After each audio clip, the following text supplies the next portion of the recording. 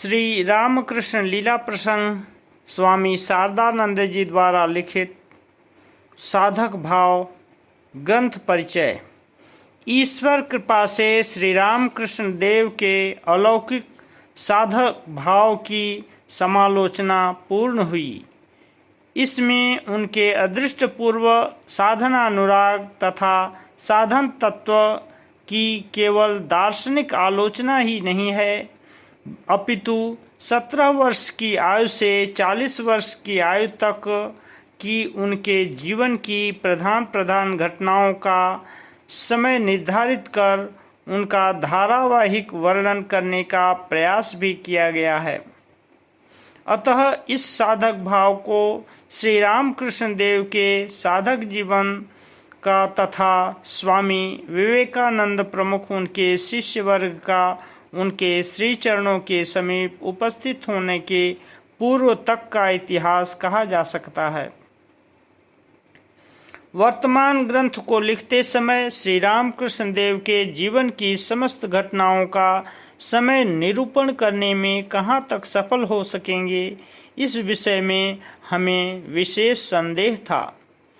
यद्यपि श्री रामकृष्ण ने अपने साधक जीवन संबंधी बातें हम में से अनेक व्यक्तियों के समीप स्वयं व्यक्त की थी, फिर भी उन घटनाओं का समय निरूपण कर उन्होंने किसी से कोई क्रमबद्ध वर्णन नहीं किया था। इसलिए उनके जीवन के इस काल की बातें उनके भक्तों के लिए दुर्बोध्य तथा जटिल सी रही हैं, किंतु अनुसंधान के फलस्वरूप उनकी कृपा से अब हम उस समय की अनेक घटनाओं का यथार्थ समय निरूपण करने में समर्थ हुए हैं।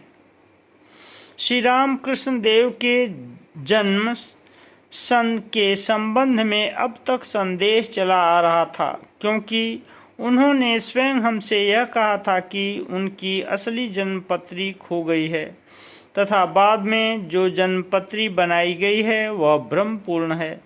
100 वर्ष से भी अधिक काल के पंचांगों को देखकर अब हम उस विरोध की मीमांसा कर पाए हैं एवं उसी के आधार पर उनके जीवन की घटनाओं का समय निरूपण करना हमारे लिए सहज साध्य हुआ है।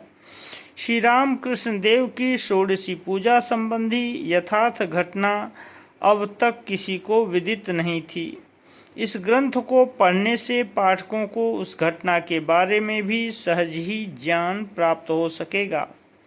श्री रामकृष्ण देव के शुभाशीर्वाद से इस ग्रंथ द्वारा लोक कल्याण साधित हो, यही उनके चरणों में विनम्र प्रार्थना है। विनीत ग्रंथकार। श्री रामकृष्ण लीला प्रसंग अवतरणिका। साधक भाव के समालोचना की आवश्यकता। आचार्यों का साधक भाव लिपिबद्ध रूप से उपलब्ध नहीं होता है।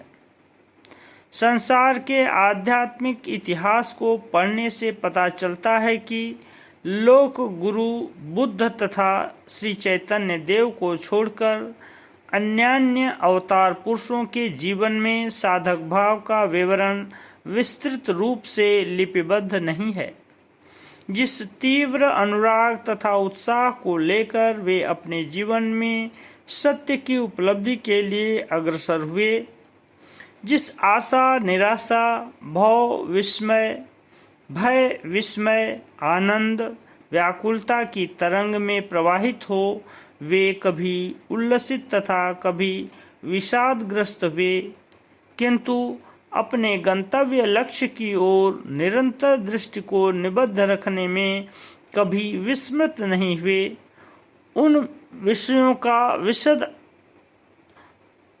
आलोचन उनके जीवन इतिहास में नहीं मिलता, अथवा उनके जीवन के अंतिम भाग में अनुष्ठित विचित्र कार्यावलियों के साथ उनकी बाल्यकालीन शिक्षा उद्यम तथा कार्यों का कोई स्वाभाविक पूर्वापर कार्य कारण संबंध दिखाई नहीं देता।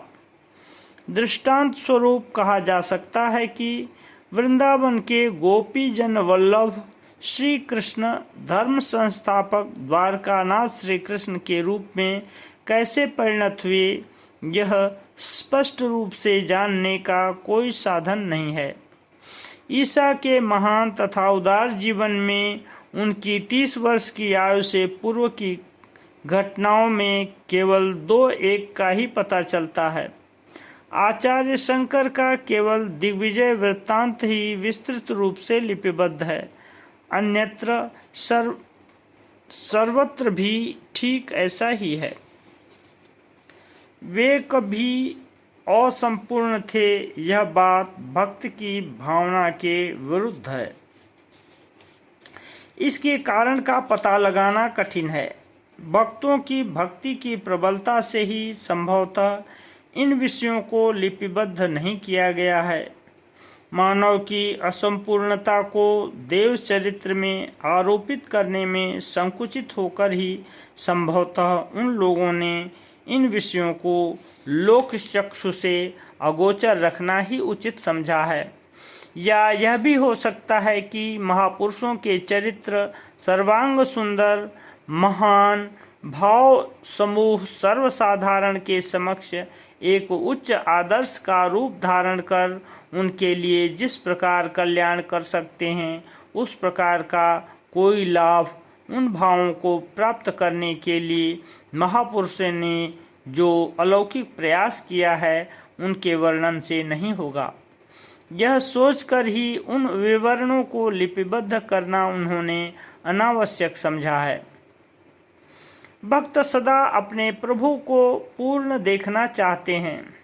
मानव शरीर धारण करने के कारण उनमें कभी किंचित मात्र भी मानवों की तरह दुर्बलता, दृष्टि तथा शक्तिहीनता विद्यमान थी, इस बात को वे मानना नहीं चाहते। बाल गोपाल के मुख विवर में विश्व ब्रह्मांड को वे सदा प्रतिष्ठित देखने का प्रयास करते हैं एवं बालक की असंबद्ध चेष्टाओं में न केवल परिपक्व बुद्धि तथा पूर्ण अनुभव का परिचय प्राप्त करने के लिए वे लालायित रहते हैं, अपितु सर्वज्ञता, सर्वशक्तिमत्ता एवं विश्वजनीन उदारता तथा प्रेम की पूर्ण प्रतिमूर्ति को देखने के लिए भी वे उत्कंठित हो उठते हैं। अतः अपने ईश्वर स्वरूप का सबको परिचय न देने के लिए ही अवतार पुरुष साधन भजनादि मानसिक चेष्टाएं एवं आहार, निद्रा, क्लांति, व्याधि तथा शरीर त्याग आदि शारीरिक अवस्थाओं का मानव बाह्य प्रदर्शन करते रहते हैं।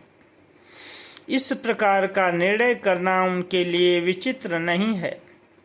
हमने स्वयं अपनी आँखों से ऐसे कितने ही विशिष्ट भक्तों को देखा है जिनके अंदर श्री राम कृष्ण देव के शारीरिक रोग के संबंध में ठीक वैसी ही धारणा विद्यमान थी। उक्त प्रकार की धारणा से भक्तों की भक्ति में हानि पहुंचती है, यह बात युक्ति संगत नहीं है। अपनी दुर्बलता के कारण ही भक्तजन इस प्रकार का निर्णय कर बैठते हैं। इसके विपरीत विचारों को अपने मन में स्थान देने से उनकी भक्ति में हानि पहुंचती है। यह समझकर ही संभवतः वे अवतार पुरुषों के मानव की स्वाभाविक चेष्टाओं तथा ध्येय आदि का आरोप करना नहीं चाहते, अतः उनके विरुद्ध में कुछ नहीं कहना है। किंतु यह बात सत्य है कि भक्ति की अपरिपक्व अवस्था में ही इस प्रकार की दुर्बलता भक्त में दिखाई देती है। भक्ति की प्राथमिक अवस्था में भक्त कभी भगवान का ऐश्वर्य रहित रूप से चिंतन नहीं कर पाता। भक्ति परिपक्व होने पर तथा आगे चलकर ईश्वर के प्रति अनुराग गहरा होने पर इस प्रकार का ऐश्वर्य चिंतन भक्ति मार्ग में बाधा जैसा प्रतीत होने लगता है एवं भक्त उस समय यत्नपूर्वक उसे त्याग देते हैं। संपूर्ण भक्ति शास्त्रों में यह बात बारंबार कही गई है। यह देखा जाता है कि श्री कृष्ण जननी यशोदा गोपाल की दिव्य विभूतियों का नित्य परिचय प्राप्त करती हुई भी उन्हें अपना बालक समझकर लालन ताड़न आदि कर रही हैं। गोपिकाएं श्री कृष्ण को जगत कारण ईश्वर जानकर भी उनमें कांता भाव के अतिरिक्त और किसी भाव का आरोप नहीं कर पा रही हैं। इस प्रकार के उदाहरण अन्यत्र भी देखने को मिलते हैं। श्री रामकृष्ण देव का उपदेश। ऐश्वर्य की उपलब्धि से हम तुम का भाव रहना संभव नहीं है। किसी के भाव को नष्ट नहीं करना चाहिए। भगवान की शक्ति विशेष के साक्षात परिचायक किसी प्रकार के दर्शनादि के लिए भक्तगण जब विशेष आग्रह करते थे तो श्री रामकृष्ण देव प्रायः कहा करते थे, देखो, इस प्रकार के दर्शन की आकांक्षा ठीक नहीं है। ऐश्वर्य को देखने से भय उत्पन्न होता है। खिलाना, पहनाना तथा ईश्वर के प्रति हम तुम का भाव नष्ट हो जाता है। उस बात को सुनकर विषण्ण हो न जाने कितने ही बार हम यह सोचते थे कि श्री रामकृष्ण देव के कृपा पूर्वक हमें इस प्रकार के दर्शन आदि कराना नहीं चाहते हैं और इसलिए ऐसा कहकर हमें समझा देते हैं। साहस पूर्वक उस समय यदि कोई भक्त पूर्ण विश्वास के साथ यह कहने लगता, आपकी कृपा से असंभव भी संभव हो सकता है, कृपया आप मुझे उस प्रकार के दर्शनादि करा दीजिए, तो श्री रामकृष्ण देव मधुर तथा विनम्र भाव से कहा करते थे, अरे मुझ में कुछ करा देने की सामर्थ्य कहाँ है। माँ की जो इच्छा होती है वही होता है। यह सुनकर भी यदि वह शांत न होता हुआ यह कहता, आपकी इच्छा होने पर ही माँ की इच्छा होगी, तब वे बहुधा उसको समझाते हुए कहते, मैं तो चाहता हूँ कि तुम लोगों को इस प्रकार की अवस्थाएं तथा सब प्रकार का दर्शन प्राप्त हो, किंतु ऐसा होता कहाँ है। इस पर भी यदि वह भक्त शांत न होकर हठ करने लगता तो उससे और कुछ न कहकर श्री रामकृष्ण देव अपनी स्नेहपूर्ण दृष्टि तथा मंद हास्य के द्वारा उसके प्रति अपना स्नेह भाव प्रकट कर चुप रहते थे अथवा यह कह देते थे, क्या बताऊं रे बाबा, माँ की जो इच्छा होगी वही होगा। इस प्रकार से अत्यंत आग्रह करने पर भी श्री रामकृष्ण देव उसके भ्रमपूर्ण दृढ़ विश्वास को भंग कर उसके भाव को कभी नष्ट कर देने का प्रयास नहीं करते थे। उनके इस प्रकार के भाव व्यवहार का प्रत्यक्ष अनुभव हमने कई बार किया है एवं उनको अनेक बार यह कहते सुना है, अरे किसी का भाव कभी नष्ट नहीं करना चाहिए, कभी नष्ट नहीं करना चाहिए। ओम शांति शांति शांति।